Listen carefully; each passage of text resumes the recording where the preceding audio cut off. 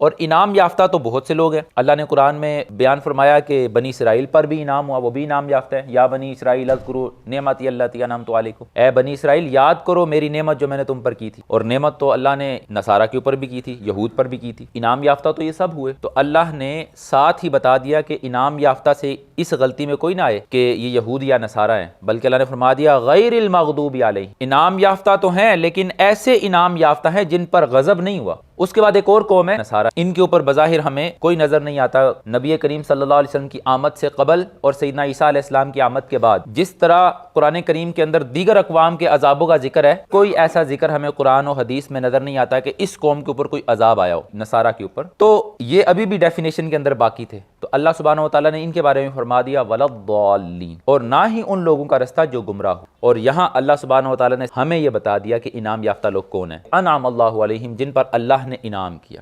اللہ نے 4 گروہ گنوائے، من النبیین والصدیقین والشہداء والصالحین، نبی، صدیق، شہید، صالحین۔ یہ 4 گروہ ہیں جن کا رستہ جو انعام یافتہ ہیں اور جن کا رستہ صراط مستقیم۔